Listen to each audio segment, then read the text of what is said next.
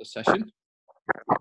So if any of you guys want to listen back to this at any point, then I'm just uploading the recording to YouTube. Okay. So, all right. Let's crack on. I'm sure Rosemary will sign in at some point. Okay, Phil. I've just signed. All right. Yeah, you're there, Rosemary. Brilliant. You got the link? Yeah, I just got it then. Okay, brilliant. Okay, so Phil, you're to my left here. So I'd just like to start with you and just to check in on how you've got on this week and if there's been any challenges or any struggles. Okay, so hello everybody, hi. The one thing for sure is that there's always a challenge. You're never short of a challenge with a classical guitar. Okay, so basically this week I'm in concentration on two things. I'm playing the Bach fugue for the intellectual ones out there, which I'm not. BWV 998. If you want to look it up and have a look at it, it's really, it looks dead easy, but it's absolutely amazing. That's one thing, and then the second thing is I'm learning a scale a week for my grade 8, so there are about 27 scales altogether, I think, and each one is a challenge, and so there's a technique of how to do it, and that's where David comes. So basically, my approach to practice is like David's own.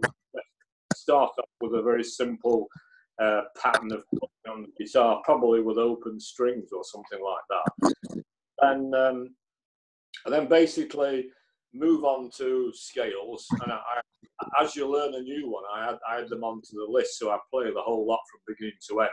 And then by the time I've done all that, my fingers are really up to scratch.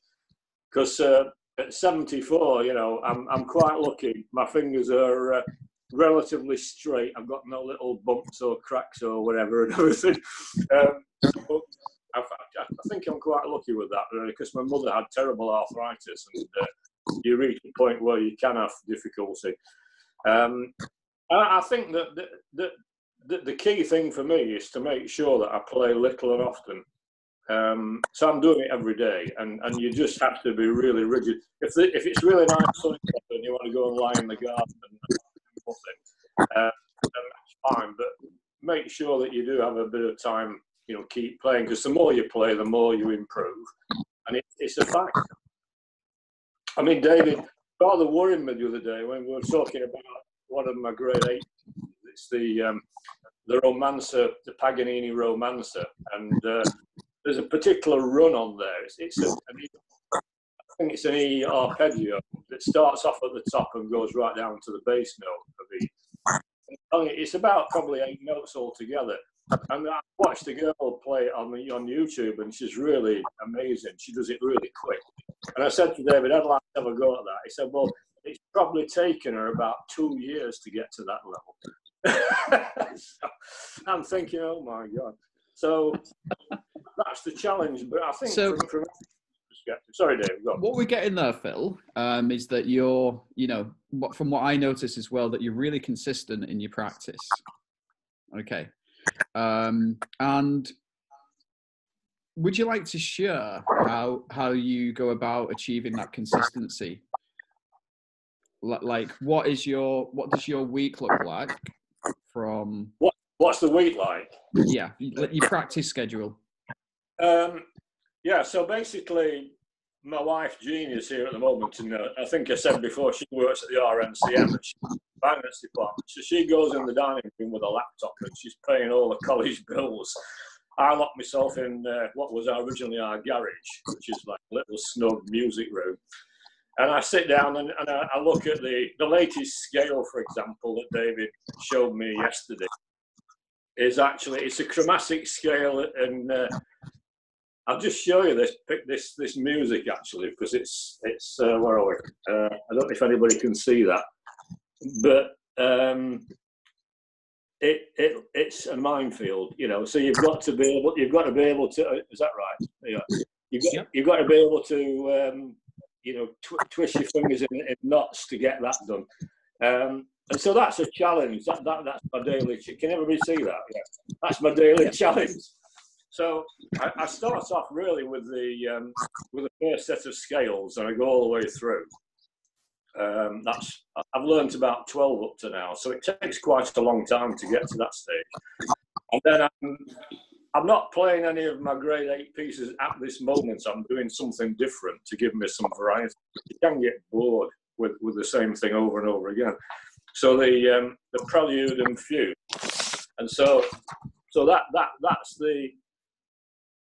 that's the start. So it's basically, it just looks like just simple notes with a bit of bass, you know, going on, and but it really is hard. Take my word for it.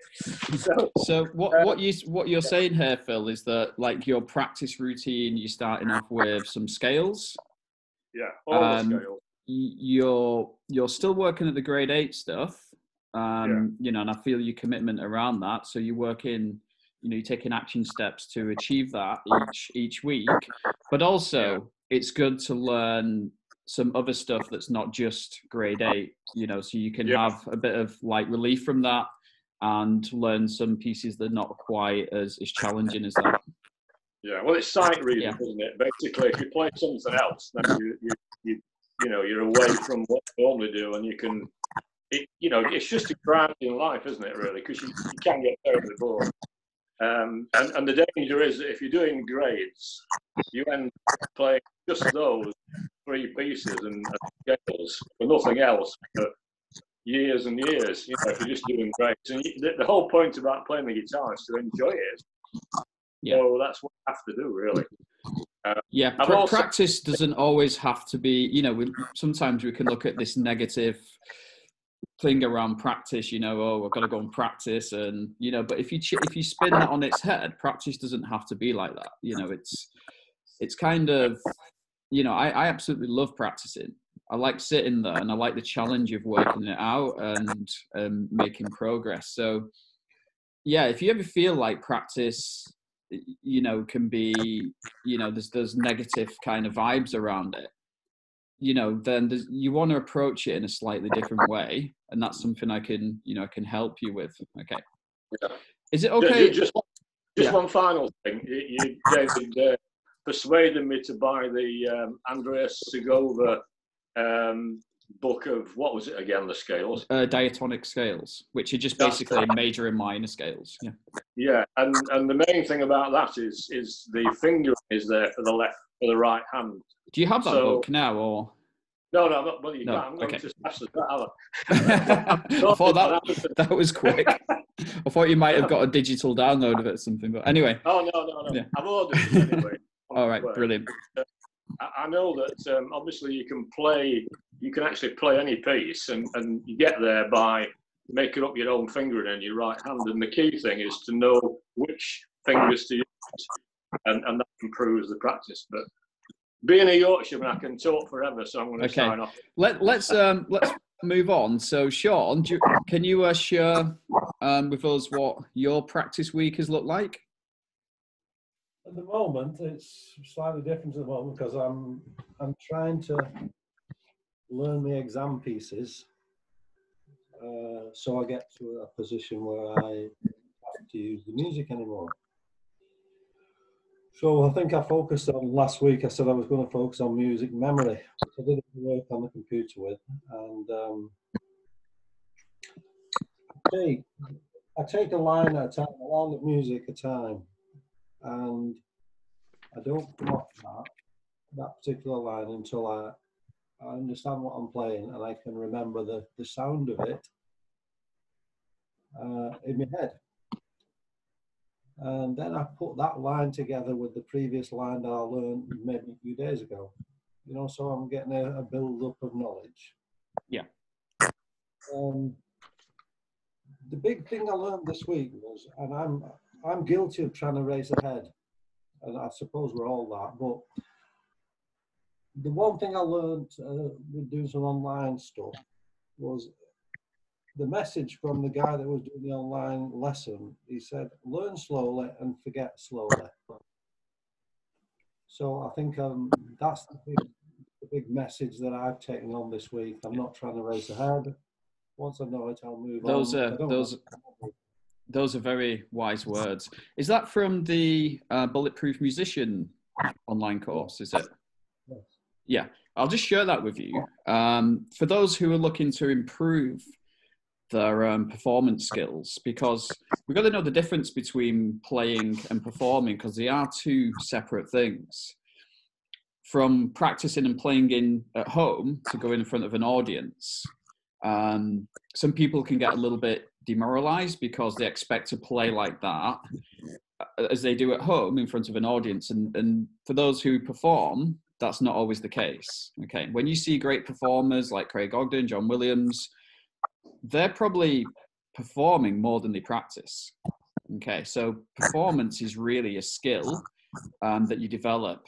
And if you're looking to improve in that area, there's a online course. I did this probably about 10 years ago, and it's called Bulletproof Musician. And it's by a professor who runs the course. He's called Noah. What's his last name there, Sean? Can you? No, I just know his first name's Noah, but he's a performance psychologist at the music department at Harvard University. And this course is brilliant because it goes through all the stages of performance and how to get good at it, really, and how to lessen the nerves and embrace the nerves even. So check that out. I think if you just type Bulletproof Musician into Google, then that should come up. It's a great online course. Yeah. David. What's that? Sorry, Sean? The other thing I took from this week was that, and particularly I got it from that course as well as you, was the fact that I don't tend to listen to much music. I don't tend to listen to enough music, particularly the pieces I'm trying to learn. So what I've done this week is the 3 pieces I'm trying to learn, I've listened to various artists performing them online. Not only to see what they do with them, but just so that piece of music is in my head. Yeah. When I'm trying to play the piece, I've got the melody, the whole feel of the piece in my head while I'm playing, which I wasn't doing before. So that's a good lesson for me this week. There's a saying, you can only play as well as you can hear. It's like an artist can only paint as well as he can see. So for an artist, they spend a lot of time training, to see different things. I'm not really a painter, so I can't really explain, but as a musician, you want to spend a lot of time developing your ear. Okay, so the more clear the sound is, the better you're going to be able to perform. Okay, that can be from understanding and listening to rhythms to listening to pitch, and also listening in a way that we self-evaluate, which I think you're doing a lot of there, Sean, by listening to recordings and you evaluating others and then evaluating yourself, which is really good. Okay, there's a lot in that, and a lot of improvements there you can make. There's a film that I watched on Netflix. I don't know if you have Netflix, but it's called Mrs. Lowry and Son. And if you think of the famous Manchester artist, is it J.S. Lowry? It's a film about his life. It's a really good film, to be honest. And one of the quotes from those that he just paints what he sees. Anyway, so I'm plugging films here, but we've all got lots of time to be watching films and stuff. Anyway, so yeah, that's great, Sean. Thank you for those insights. And on the next session, please do keep bringing these, from what you're learning, these ideas, to the table. That's great.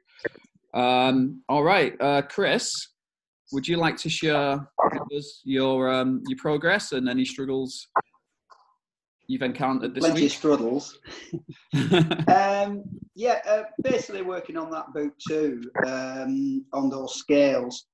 And I think listening to, I need to kind of have a basic kind of startup in terms of doing scales, some kind of daily routine basically.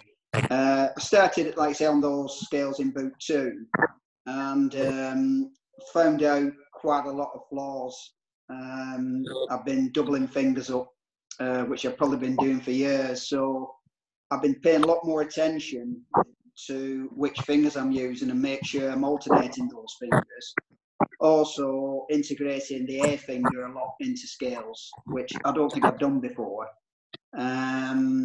So that's basically what I've been doing this week. Worked a little bit on rhythm, which we talked about in that diagram you had last week. The only thing I do find with rhythm is when you're trying to integrate it in a new piece and you can't actually get the feel of the piece, it's hard to get the rhythm. I kind of only can get a complete rhythm with a piece that I know or can play, you know, completely. That is a problem. I don't know if that's a problem with other people. One of the things that can be a bit challenging is keeping a consistent pulse. And that's something that you, as a musician, you always want to be developing. Okay, is keeping a regular pulse, if it's in like 2 time, 3 time, or 4 time.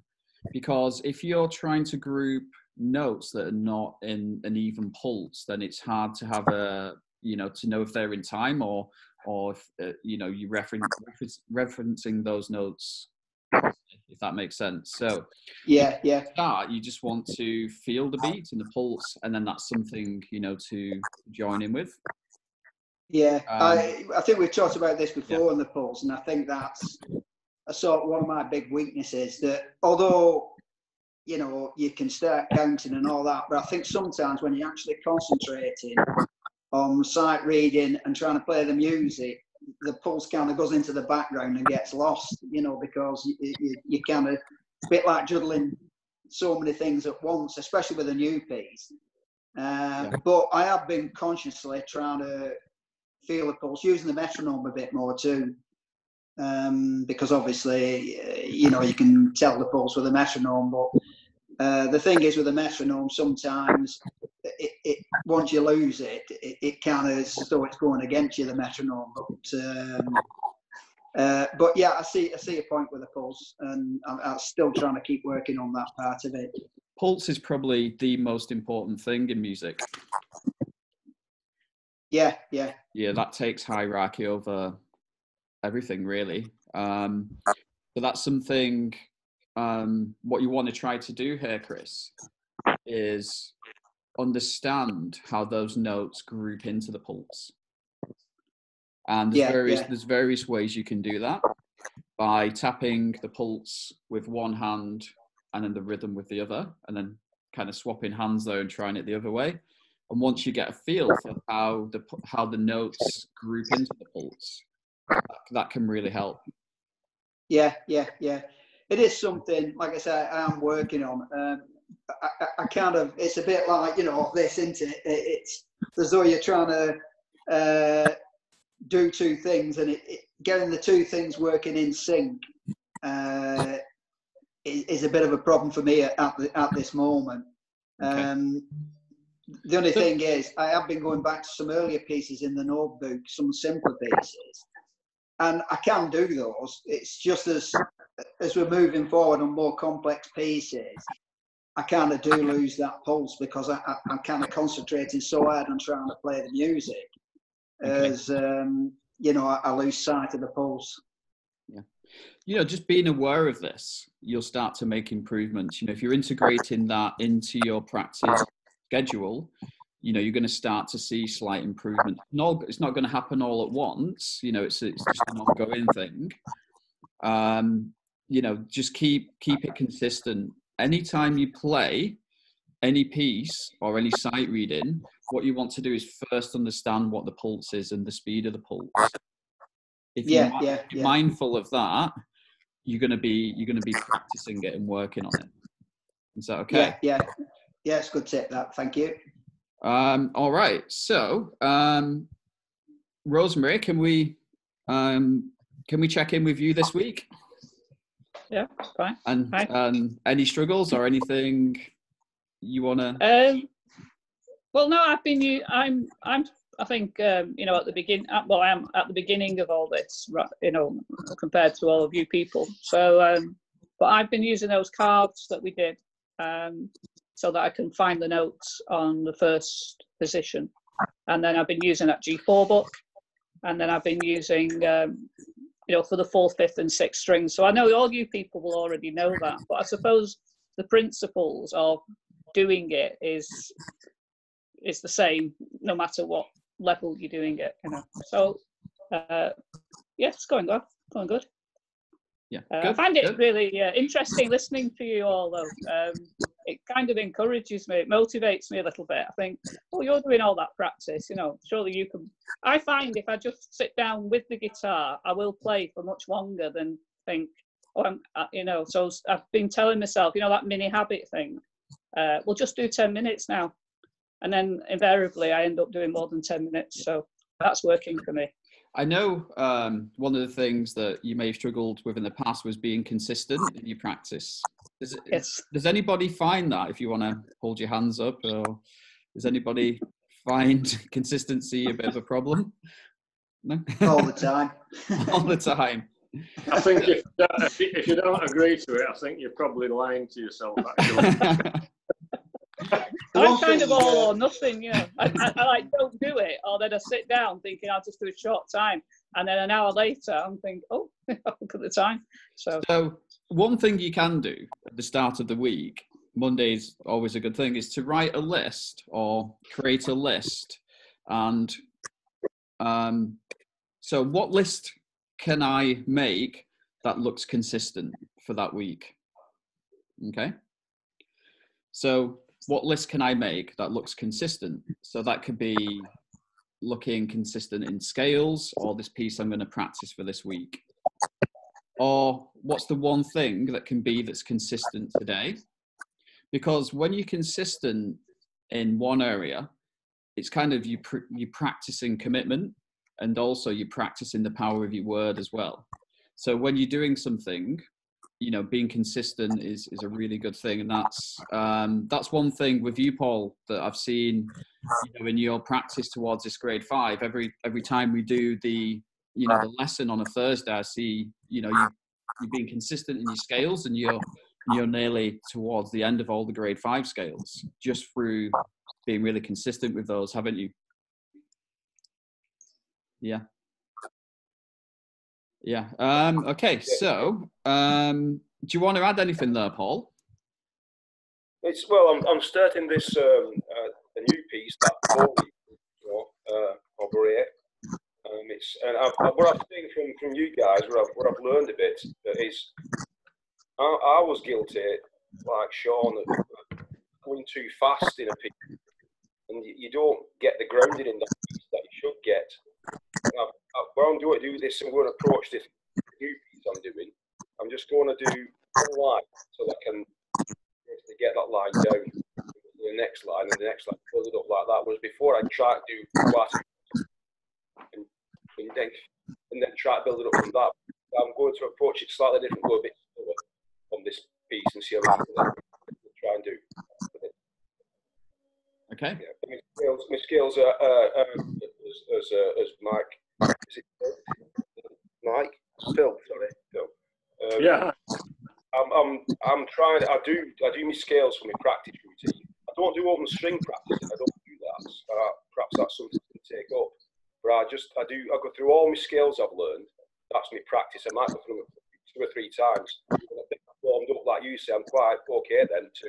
That's how I go about stuff at the moment. Consistent wise, it's hard to keep consistent because I am back at work now, and sometimes you get home and you're tired, and you have to really, you know, be determined to get to practice. Otherwise, it's dead easy just sitting in front of the telly and just do nothing, you know. So I do get problems with consistency, but I try and get round there if I can. You know, once I get playing, once I take it up and start, I find okay. Once I get going, I'm all right with that. Okay. So it sounds like there, Rosemary, as well. Paul experiencing the same thing. It's just getting going.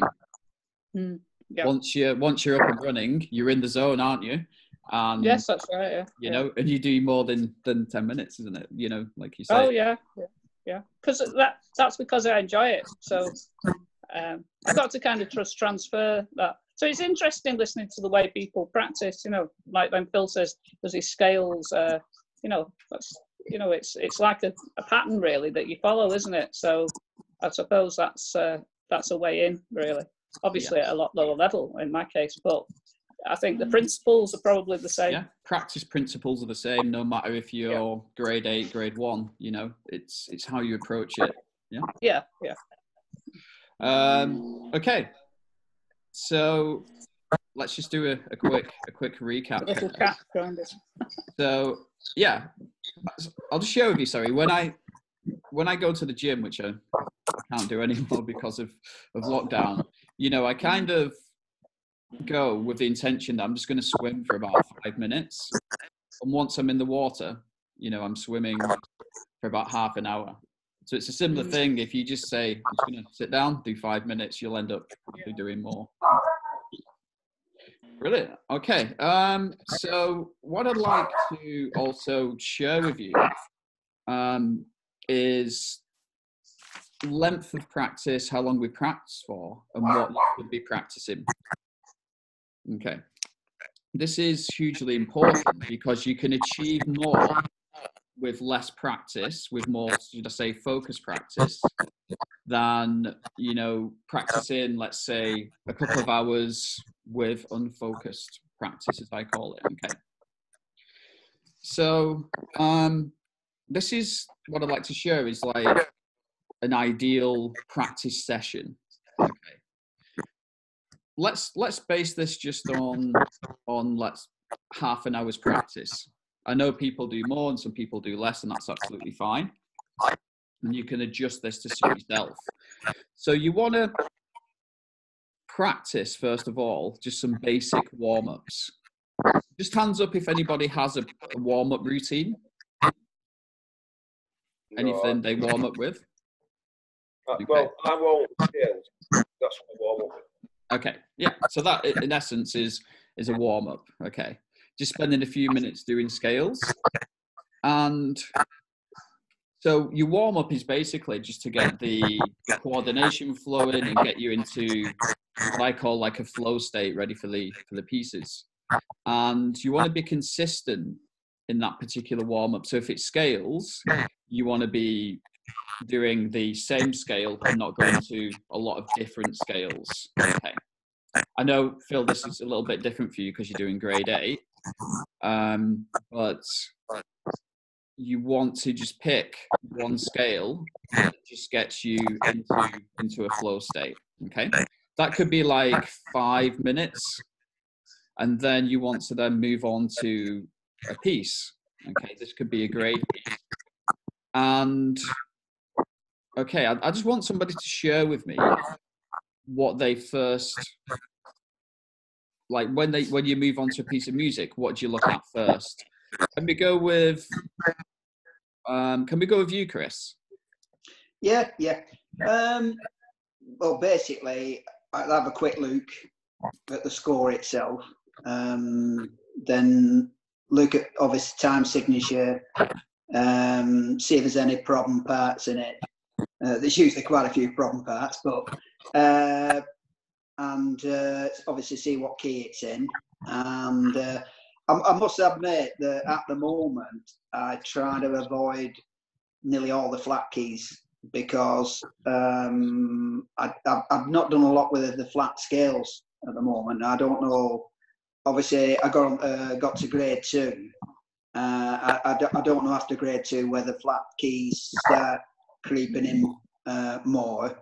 But like I say, I'd look to see what key it's in and time signature and just get some basic idea of the piece. Okay. But just recently, I think I said to you last week, and you know from the lessons that I'm trying to improve my sight reading and also timing. So if we just go, you know, so you've picked up your guitar, the music's there. What would be the first thing that you did? Well, like I say, I'd see what key it was in definitely because I probably wouldn't attempt it if it was in a flat key. Then if it was, like I said, just a quick look through it, maybe trying to pick the tune out. You know, maybe just pick the melody line out first. Okay. and then I'd have a do a try and playing it and see where the pieces are. Okay. But the generally the same problems I've talked about earlier of timing will always catch me out. That it's generally not finding the notes. It's nearly always the timing that pulls me down. Can we bring this to you, Mike? What would be the first? You know, you've got your piece of music in front of you. What would be the first thing that you do? Well, I'd basically,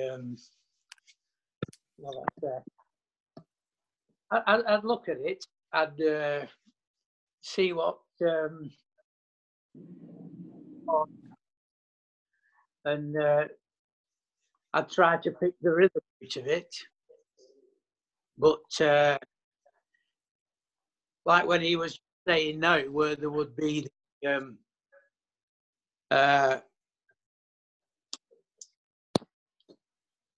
he would find it by looking at it, he would see difficult pieces at present. I wouldn't see any of that. I'd just see something what I tried to play. I mean, but basically, I'm notes. Then I'm not playing 2 and 3 fingers at once. You know what I mean? Yeah. Okay. Okay. Yeah, it's, you know, there's no right or wrong answer. I'm just like listening to what everyone does, you know, for first of all, and how they go about learning a piece.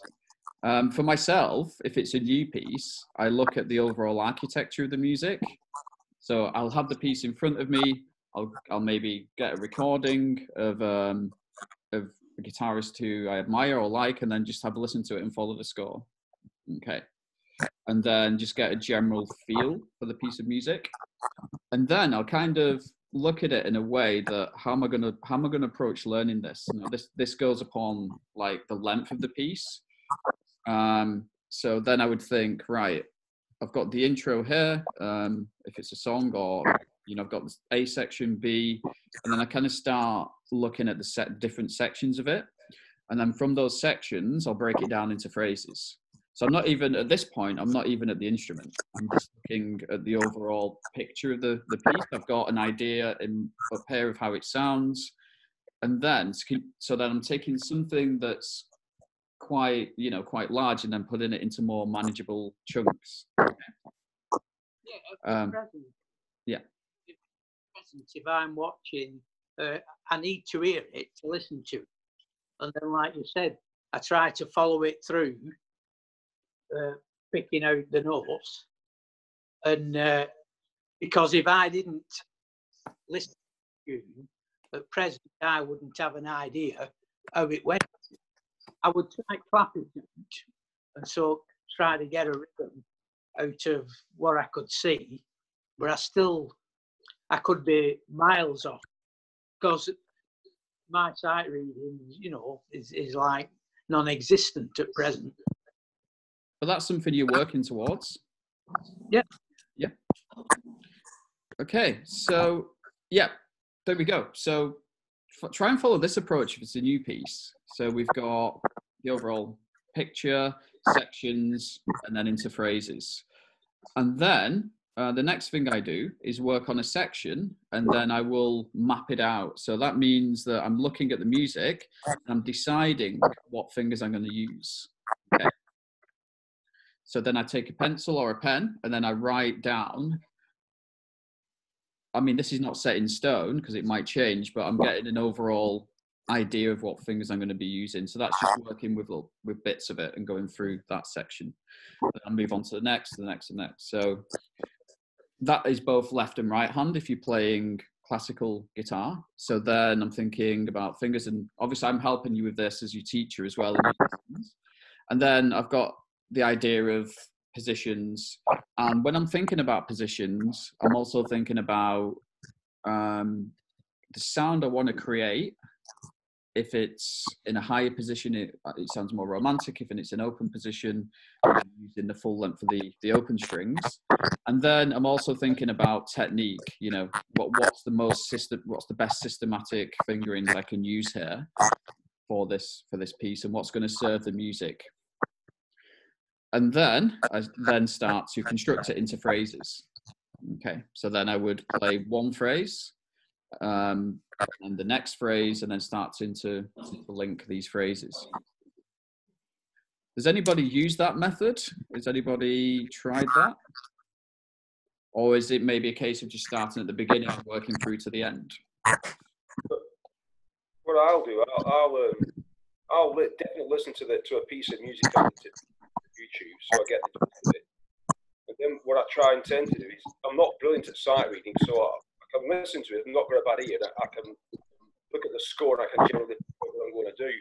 And then what I'll do is I'll work the fingering of the piece. What I'm trying to do is go a bit too fast, so I'm going to slow down a bit now, and just take one bit at a time.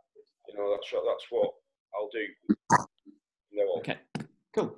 One of the mistakes, we've got about, just saying on my computer here, we've got about 3.5 minutes left before it ends. Okay, so I just want to end with the mistake that can be made is listening to a recording and then just trying to play it as that recording sounds, and what can be lost there is the technique, the kind of the rhythms and the understanding of the music. So basically there's a process before playing the piece of music as a whole where you want to break it down. Okay, so what I'm trying to say is people jump to that end thing where they just want to play the piece at all costs. Okay, and then the technique suffers, and there's a lot, you know, can go wrong there, where if you take the piece and think, right, I'm just going to really break this down into its bare bones and work phrase by phrase, working out all the fingers and all the different rhythms.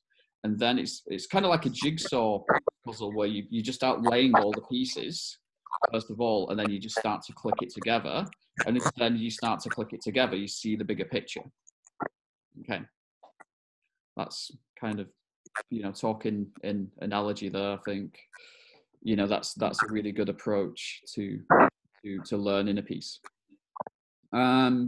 So we've got 2 minutes left here. Oh, sorry, we've got less than a minute. Sorry, so it could. David, can I just throw some in? What I would say from my experience is not to actually even start a piece until the fingering is actually in, because one of the drawbacks is you get a piece of music and you want to start playing it straight away.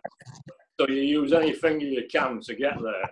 Yeah. And then the danger is after a while, you're starting to learn those fingerings that you've put in, and then it's probably the wrong fingering. So rather than have to go back to so there's a lot of undoing. Yeah. Just put the finger in, get David to put the finger in first, and then you work. Okay, guys, we're probably going to finish there because it's going to cut off at any minute. So I'm going to upload this video to YouTube, and I'll send out the links, and hopefully, you know, you've taken some insights here to work with this week. And I'm going to set up another meeting for next Friday, and I'll email you all the links to that, and we'll just keep going. All right. Okay. Thanks very much. Have a great day. See you soon. Bye, everybody. Bye. Bye. Bye.